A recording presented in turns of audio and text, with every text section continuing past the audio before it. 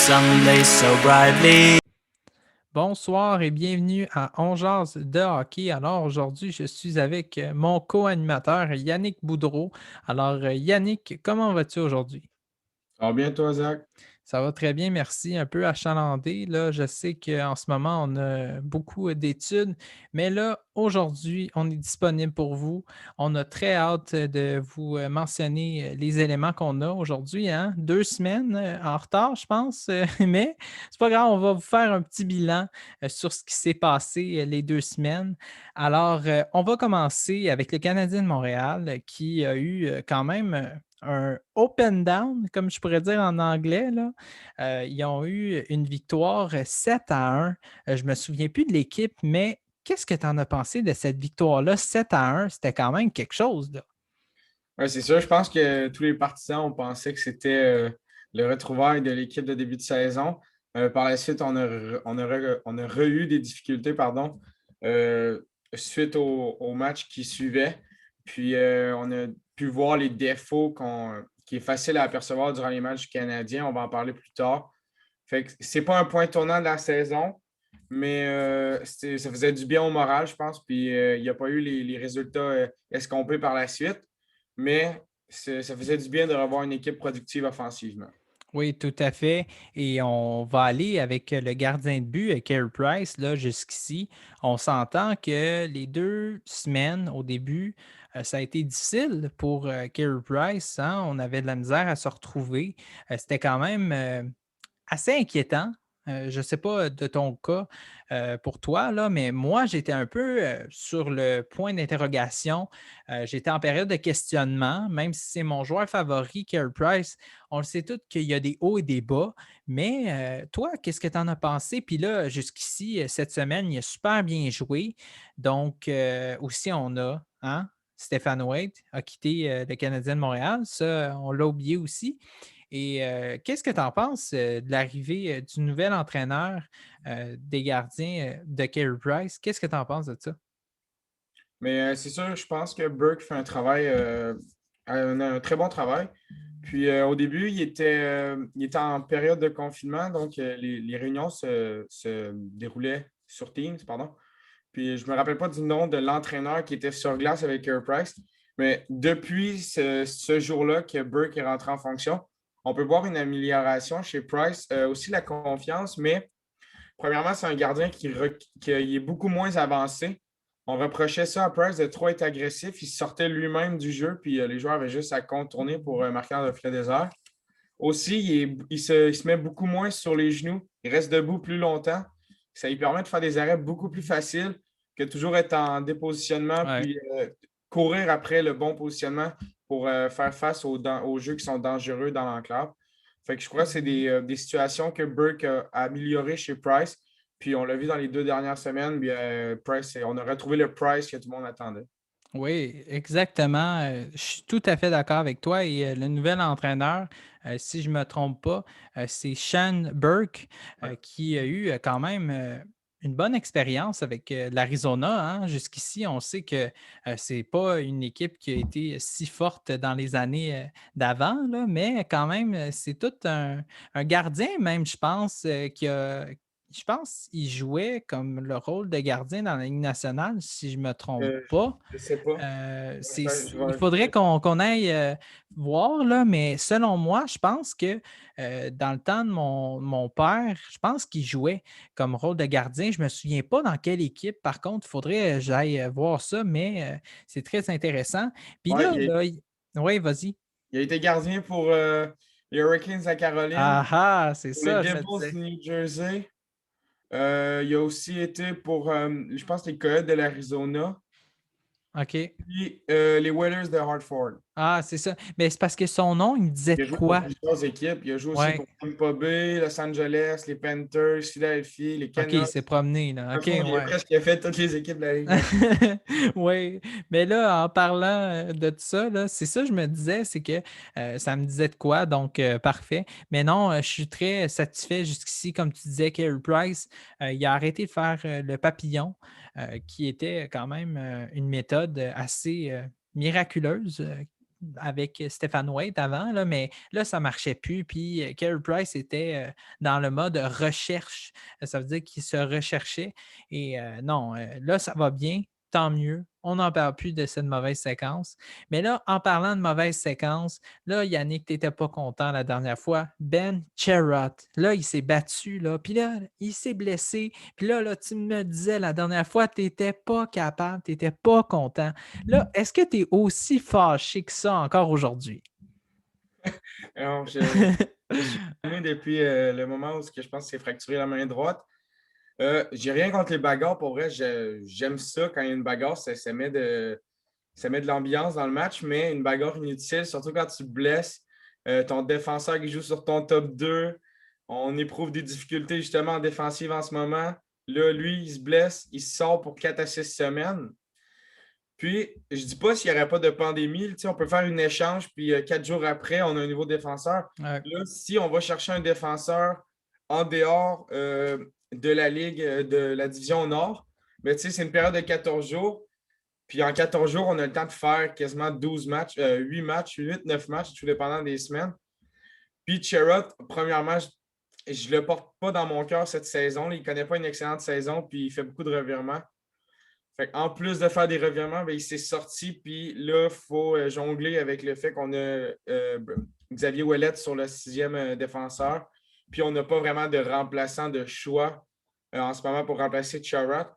Alors, je pense bien que Bergevin va faire un échange d'ici la date limite de transaction. Il n'a pas le choix de renforcer son top 6 à la défense. Ouais. Et sinon, c'est malheureux à dire, mais il nous manque des éléments pour se rendre à la finale de la Coupe. Oui, bien surtout en défensive, parce que là, on va se l'avouer, là, chez Weber, jusqu'ici, en arrache, là, on ne va pas se cacher, là, contre les Canucks de Vancouver, là, quand le Canadien a gagné en prolongation là, par le fort but de Thomas Tatar, là, on s'entend que Weber, ce n'était pas son meilleur match. Là. Ah, puis il en a connu des pires dans les semaines précédentes. Désolé. Il y a 2 mentions d'aide, le match contre Vancouver. Ouais. Trouvé correct, mais tu sais, chez Weber, je crois qu'il est à 33 ou 34 ans. Là, je m'avance, je ne suis pas sûr. Puis, c'est plus le même défenseur qui était à Nashville. Il a beaucoup ralenti depuis. Ses années sont comptées, je crois, à Montréal. Là, son contrat, il reste encore 5 ans, je crois.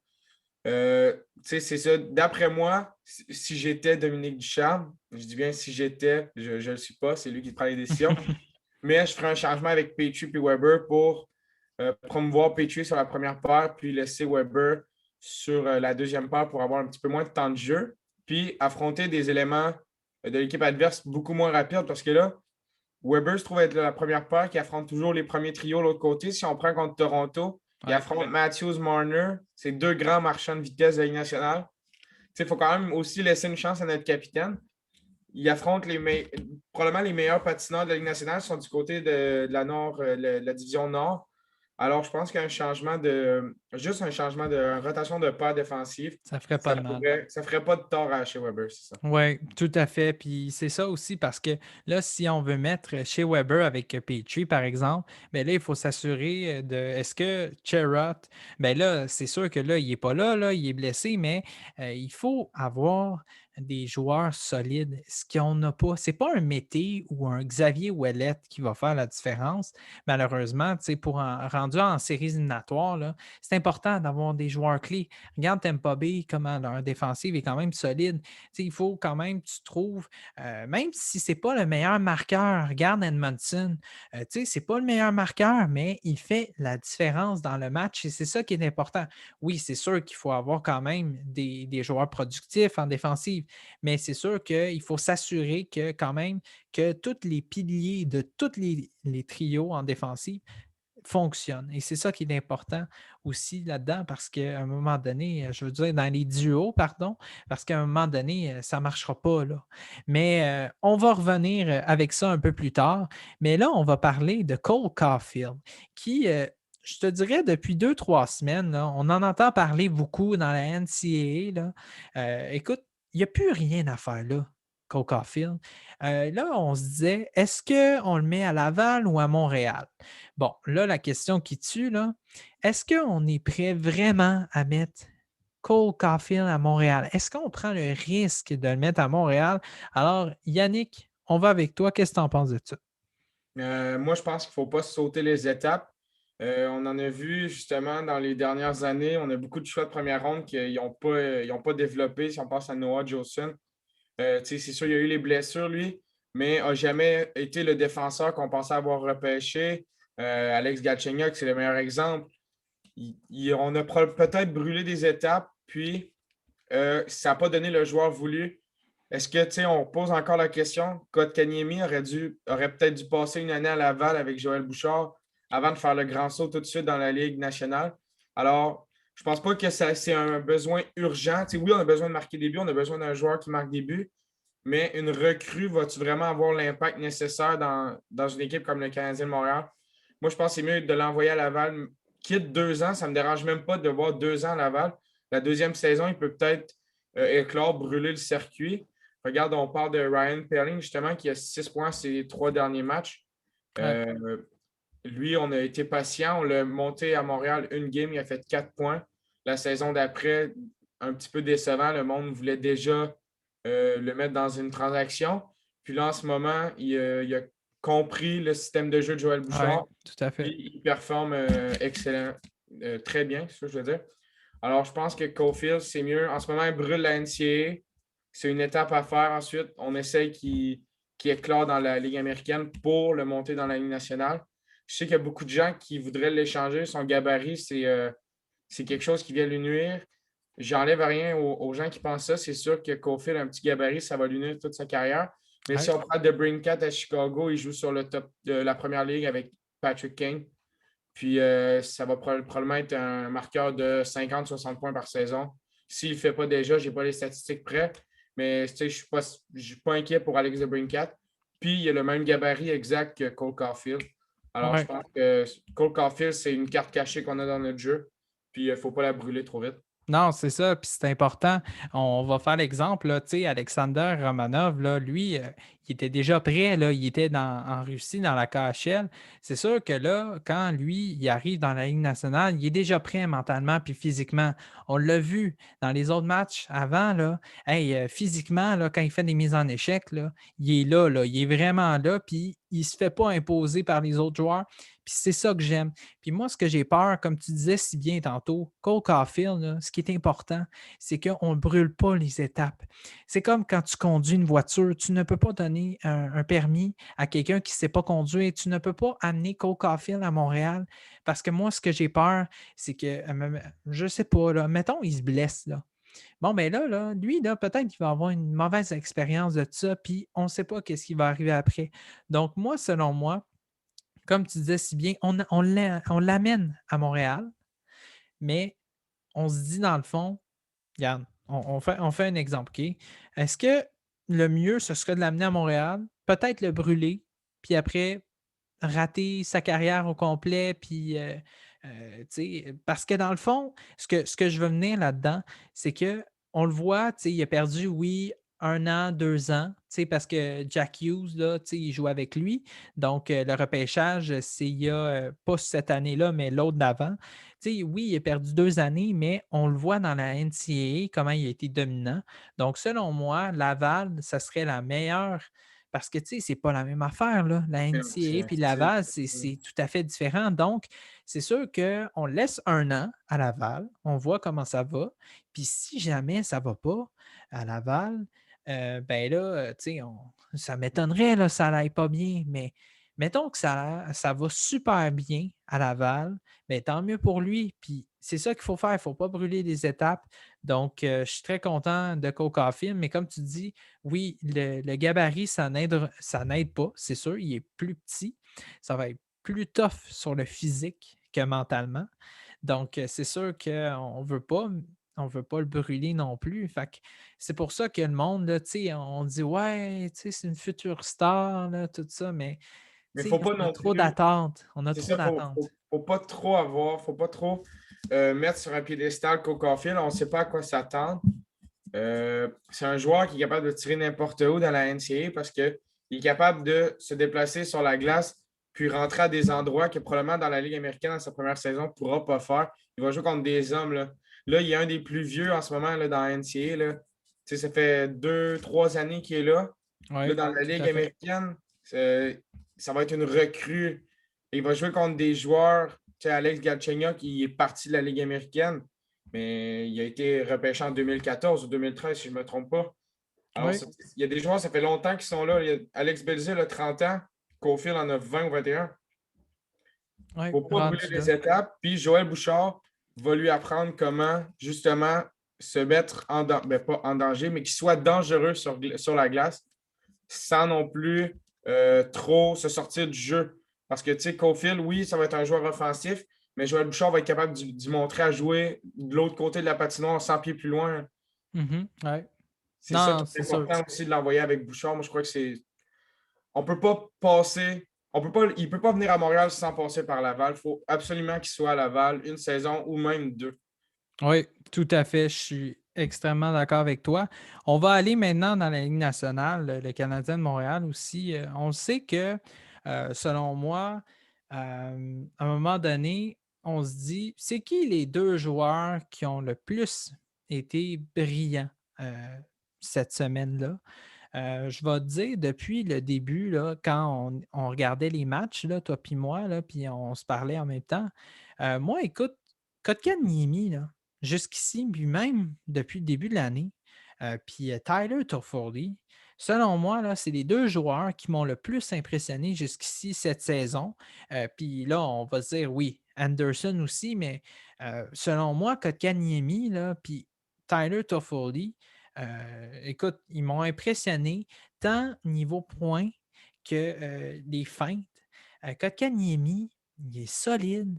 Écoute, je ne l'ai jamais vu aussi confiant que ça. Et Tyler Toffoli, il coûte pas cher, puis il marque des buts. Je veux dire, c'est fantastique, là. Puis Vancouver, ils doivent le regretter là, de ne pas l'avoir signé. Donc, toi, ça serait tes deux joueurs, comme je pourrais dire, qui t'ont le plus impressionné quand on n'était pas en onde puis on ne faisait pas de chronique là, jusqu'ici. Mais qui ce serait tes deux joueurs qui t'ont le plus impressionné et pourquoi? Je vais aller la saison en général. Ça me permet d'avoir le plus d'appréciation sur chaque joueur. Jeff Petrie, cette saison, c'est un défenseur totalement changé. Je pense que c'est sa meilleure saison en carrière. C'est un candidat sérieux pour le Norris. Oui, Il a battu des records sur la production d'un défenseur. Il est aussi bon offensivement que défensivement. Le fait de jouer avec Joel Edmondson, ça le rend stable défensivement. Il commet un peu moins de revirements. C'est sûr, si on prend la séquence, le match qu'on a perdu en prolongation contre Winnipeg, c'est Petrie qui a fait un revirement en zone offensive. Ça, c'est des erreurs que chaque joueur en fait dans sa carrière. oui. Petrie, c'est un de mes choix. Là, je ne sais pas si je m'arrête sur Jonathan Drouin ou bien sur Jesperi Kotkaniemi. J'aime C'est Kotkaniemi, donc ça, je vais te parler de Drouin en bref. Kotkaniemi, tu l'as dit, son lancer, premièrement, il y a un lancer foudroyant, il ne l'utilise juste pas assez. ouais. Euh, Son échec avant, c'est une partie que tout le monde oublie. On se fie probablement trop aux statistiques. Pour vrai, je suis prêt à déclarer que Kotkaniemi, c'est le meilleur attaquant pour faire de l'échec avant chez le Canadien de Montréal. Il prend beaucoup moins de pénalités que la saison dernière. Puis, il est beaucoup plus efficace au centre des mises en jeu que la saison dernière. Si on prend la séquence qui vient de passer, Ouais. Kotkaniemi connaît de forts matchs, puis on est en train de voir le jeune éclore, le jeune qu'on avait repêché éclore ce qu'on on prétendait repêcher. Le monde dit Ketchuk, tu sais. Ketchuk, son potentiel, il est présent, il est là, tout de suite, Mais mais peut-être plus tard, c'est ça. il va jamais, tu sais, il va augmenter un petit peu. Là, il est en train d'augmenter beaucoup. Il va devenir probablement le capitaine des sénateurs d'Ottawa. Mais il va rester statique, tandis qu'il y a Jesperi Kotkaniemi, on l'a repêché ici. Puis dans 5 ans, il va probablement être là. C'est toujours en évolution. C'est ça que j'aime. On va pouvoir voir un joueur qui évolue. On peut voir des mauvais côtés, des revirements de temps en temps, mais ça reste que c'est un prix à payer pour voir un jeune avec le talent que Jesperi a dans notre équipe.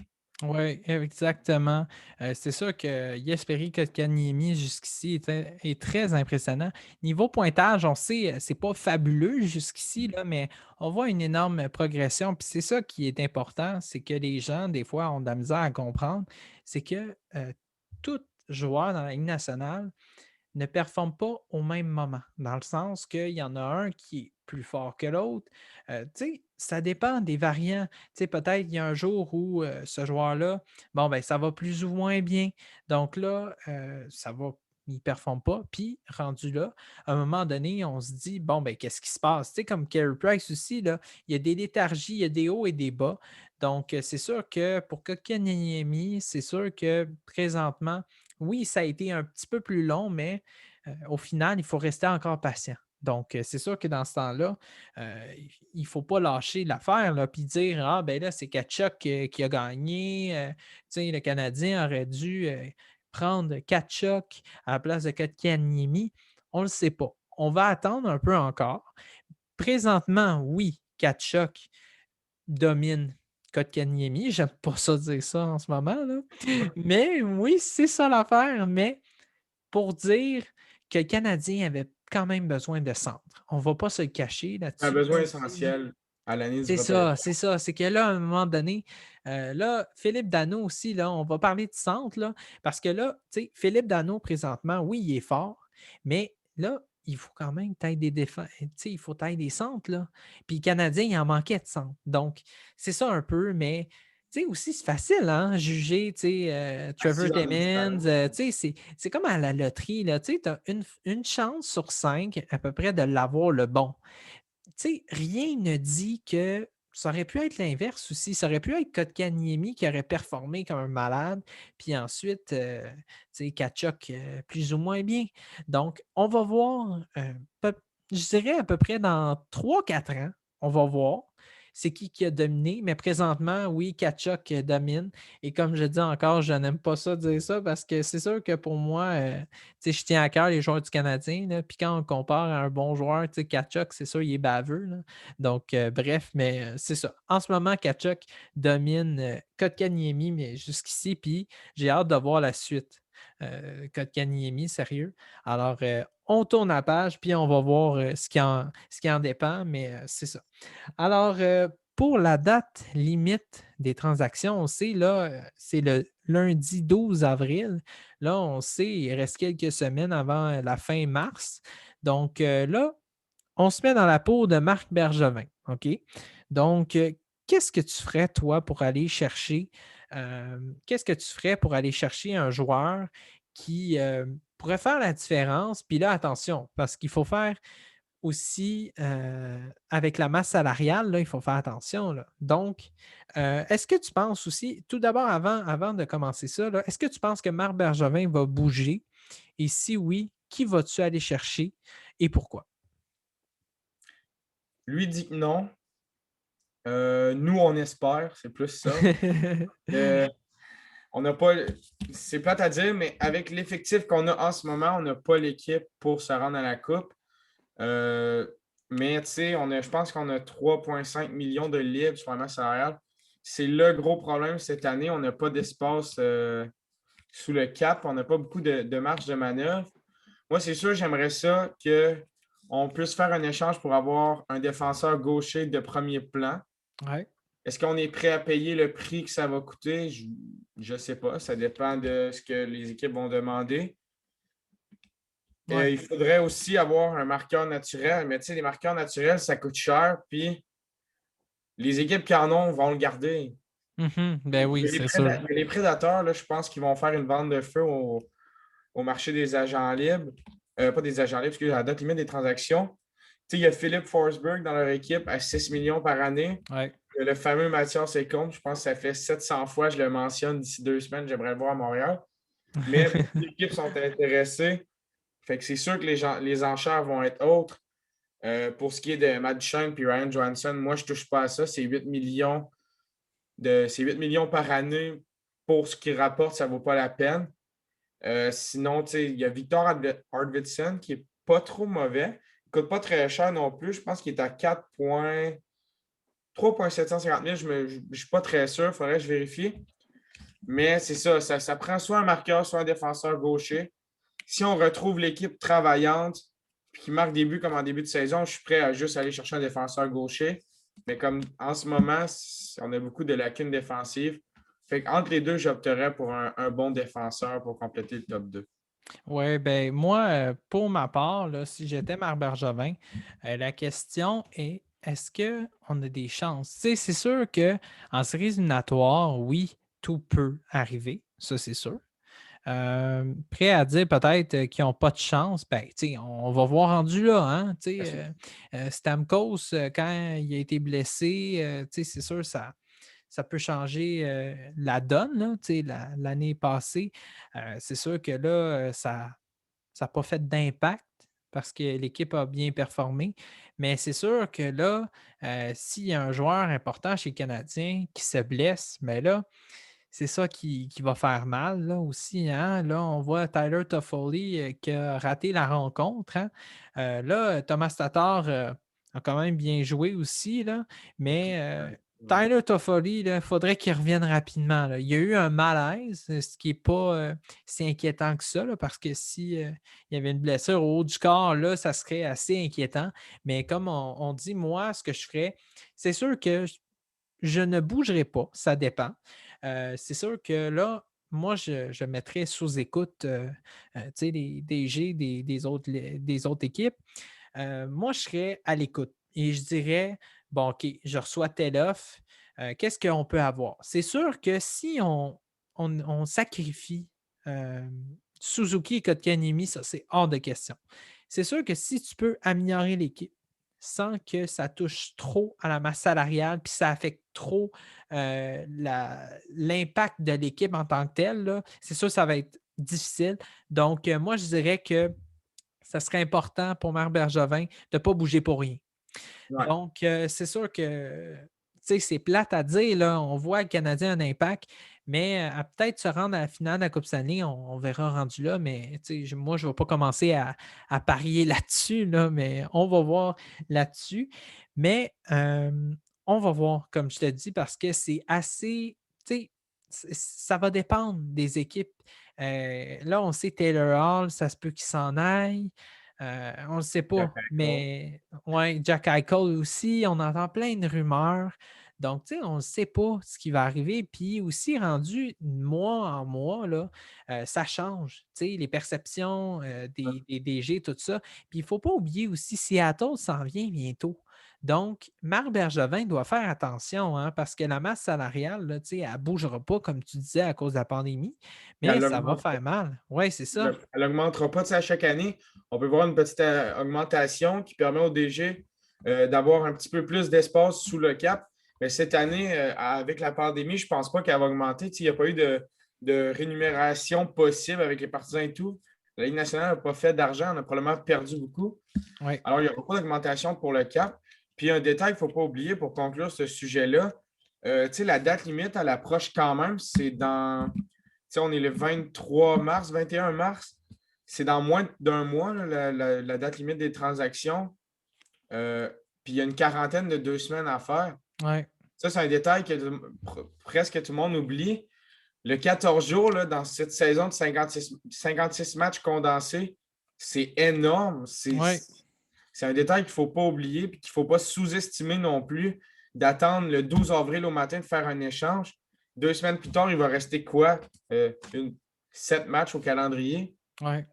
Tu sais, Ouais. si jamais Montréal dégringole et ne fait pas les séries, ben, on va avoir été chercher un défenseur pour presque Pour pour rien. la Ouais. saison d'après. Ouais. C'est Non, ça c'est qu'il ne faut ça. pas oublier, c'est la quarantaine aussi. Oui, tu as tout à fait raison là-dessus. C'est ça qu'il faut faire attention, mais comme je te dis, moi, je ne pense pas que Marc Bergevin va bouger.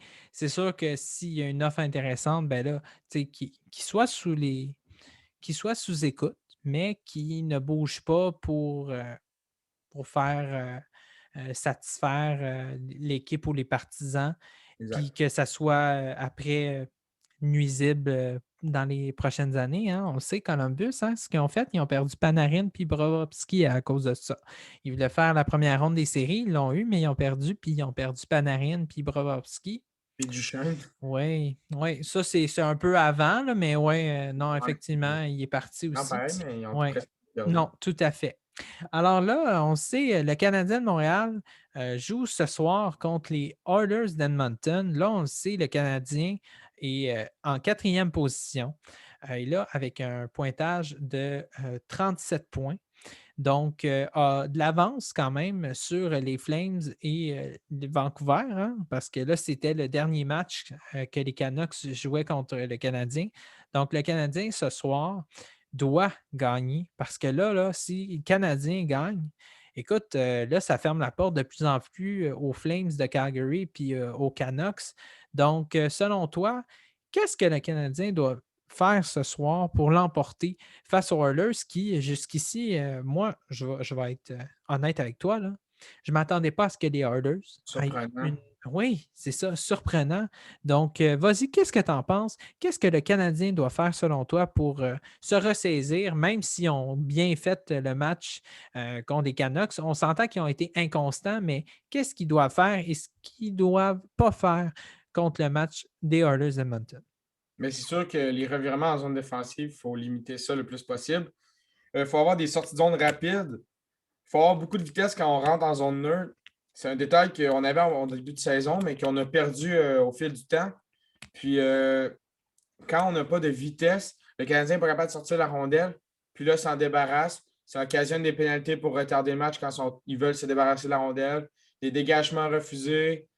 Juste un revirement. L'autre équipe contre-attaque tout de suite, direct dans la zone. Ouais. Alors, justement, les sorties de zone, ça va être important. La vitesse en zone neutre. Beaucoup d'échecs avant sur le porteur de la rondelle. On l'a vu en début de saison, McDavid, il y avait tout le temps un joueur dessus. On ne l'a pas Ouais. vu des 2 matchs qui avaient suivi les back-à-back, comme qu'ils Tout à disent. fait. Puis c'est ça, c'est un monstre à 2 têtes à Edmonton. C'est Draisaitl puis McDavid. Après ça, c'est d'autres joueurs corrects. Puis c'est probablement les matchs les plus importants de la saison. Quand on regarde le classement en ce moment, je pense que c'est ça que tu as dit, c'est Toronto, Winnipeg, Edmonton, Montréal. Ouais. Mais tu sais, les matchs Montréal-Edmonton en ce moment, c'est des matchs à 4 points. Donc, c'est important, oui. C'est important. Si on perd, Edmonton nous enlève 2 points, ils en prennent 2. Là, ils se distancent de 4 si je ne me trompe pas. Tandis que si on gagne les 2 matchs contre Edmonton, qui sont, comme tu l'as dit, ce soir, vu que l'émission va probablement être diffusée lundi. Puis, je pense que l'autre, c'est mercredi. Avec lundi et mercredi, c'est des matchs à 4 points. C'est les matchs les plus importants. Puis, je pense que la victoire en tir de barrage contre les Canucks, c'est un point tournant de la saison. Ça enlève la pression sur les joueurs. On était à 9 défaites en temps le temps Réglementaire, oui. Oui, c'est ça. Hors réglementaire, là, en prolongation en tir de barrage. Puis là, cette victoire-là en tir de barrage, on l'a vu, Price, à la fin de la game, qui a fait signe la pression de Monkey's back, qu'ils disent. Ouais. Enlève la pression sur ses épaules, mais je pense que c'était pour représenter l'équipe au complet. Ça a probablement fait du bien aussi à Dominique Ducharme. Tout le monde le critiquait pour la présence de Paul Byron puis Dano en startant les périodes de prolongation. Oui. On était un de ceux-là. Je me disais, oui, je comprends la technique de vouloir récupérer la rondelle, mais Byron ne remportait pas ses mises en jeu. Puis on dirait que Byron ne savait pas où se positionner. Le match contre Vancouver, on a commencé avec Kotkaniemi, Drouin, Petrie. Puis on a tout de suite récupéré la rondelle, puis on a contrôlé le jeu tout le temps de la période de prolongation. Drouin a fait un magnifique jeu en fin de période de prolongation. Il a été volé par Oldby. Ouais. Ensuite, Price qui vole Brock Besser sur un échappé. Ça a gardé c'était un arrêt, c'est l'arrêt clé du match. Puis en tir de barrage, je savais que tu étais surpris de voir Corey Perry. Ouais. Magic Perry a mis ses mains en œuvre. Premier tir. Il a marqué un but. Le Drouin n'a pas marqué. Puis Price a fait les arrêts importants dans la séance pour le remporter. Fait que pour vrai, je pense que c'est un point tournant. Puis les matchs contre Edmonton vont être des matchs cruciaux pour le reste de la saison. Puis notre présence en série éliminatoire à la fin de la saison. Oui, tout à fait. Alors, juste avant de quitter et de finir cette chronique aujourd'hui, je voudrais juste mentionner on n'a pas oublié aussi, j'avais peur de manquer cet élément-là. On va aller en ski. Mikael Kingsbury a gagné. Quel retour! Il a gagné en Suisse, la première position. Donc, on va finir avec ça en beauté. Donc, moi, je suis très impressionné par Mikael Kingsbury, qui a quand même eu un sacré. Je pense qu'il y avait des blessures aux vertèbres, là, quelque chose comme ça. Donc, moi, je suis très heureux pour lui. Puis moi, je dis c'est le king. C'est le king du ski, là, comme le Gretzky, mais du ski, là. Donc, je suis très heureux pour lui. Donc, toi, est-ce que tu t'attendais à ce qu'il finisse premier exactement ou tu t'attendais à ce qu'il ne soit pas dans le top 3 dans le fond? Ben, je me suis dit qu'avec une blessure, tu sais, il avait manqué la dernière compétition, il avait mis fin à sa séquence de victoires. Puis là, c'était un peu la nouvelle de l'heure dans le temps qu'il s'était blessé. Sa séquence était terminée, puis il n'aurait pas pu récupérer un autre titre. Puis là, je m'étais dit, avec la blessure, probablement, il va y avoir un petit temps d'adaptation pour rattraper le mini progrès que tous les autres athlètes ont fait en continuant de travailler. Puis non, c'est un champion. Kingsbury, c'est le meilleur de sa profession. Il l'a démontré justement en Suisse. Il a terminé premier. Tu l'as dit, ça dit dans c'est un acronyme, le Kingsbury. C'est le Gretzky du ski, mais je pense plus que même c'est le king des athlètes canadiens dans la dernière décennie. Tu sais, moi, je suis prêt à reconnaître, même avec le hockey, même avec le Carey Price de ce monde et tout, Michael Kingsbury, de mon point de vue, c'est le meilleur athlète canadien depuis 2010, si on prend une décennie. Il a battu des records, il remporte tout le temps des Coupes du Monde, des championnats. Il finit premier. Pour vrai, si on fait une moyenne de tous ces championnats et ces victoires, il y a Ouais. probablement une moyenne plus efficace que le pourcentage d'arrêt de Carey Price. Ouais. Mais Il est à la là, hausse en ce Sidney moment. Crosby, il est quand même pas mal. Là, tu sais, il y a il y a quoi, trois Coupes Stanley? Là, Ah, je n'enlève rien à Sidney Oh, oui, c'est Crosby, ça. OK. mais je pense que Michael Kingsbury, c'est sûr que je le pousse loin, là, la décennie depuis 2010. On Oui, va c'est prendre ça. depuis 2014 d'abord ou 2015. Euh, c'est le King. Ça devrait Oh, être oui. son OK, nom, je c'est le comprends ce que tu King. veux dire. OK, C'est parfait. Ben c'est oui. l'étoile du ski boss, là, du ski à boss. Oui, oui. Il n'y a rien C'est d'autre ça. à dire. Juste Oui, c'est ça. Mais c'est ça, comme je t'ai dit, là, je n'étais pas surpris que Michael soit pas. On sait, là, il y a eu plein de vagues d'amour qu'on lui a donné, tout le monde dans la communauté, pour qu'il se rétablisse parce que mentalement, c'était dur pour lui parce qu'il aime ça, son sport, puis se priver quand tu es blessé, c'est dur à l'estime parce que tu sais, tu te dis, hey, tu sais, je ne vais pas manquer de ski, puis ça ne me tente pas, je veux aller sur la piste, mais tu sais, il ne peut pas. Donc, voilà. Donc, à noter pour la prochaine chronique, on va vous parler de tennis. On sait que dans les semaines, il y a eu beaucoup de tournois. Donc, ça va être intéressant. On va vous parler de ça. Yannick va être avec nous. Alexandre Dubois aussi sera avec nous. On va en parler de tennis. On va vous parler de hockey aussi, la suite du Canadien, hein. La semaine n'est pas encore terminée. Elle débute jusqu'à maintenant. Ce soir, Canadien Oilers. Alors, merci beaucoup de nous avoir écoutés. Alors, j'espère que vous avez apprécié. Alors, on vous revient la semaine prochaine. Alors, c'était Yannick Boudreau et Zachary Savaria. Alors, merci beaucoup et passez une excellente soirée et bon match.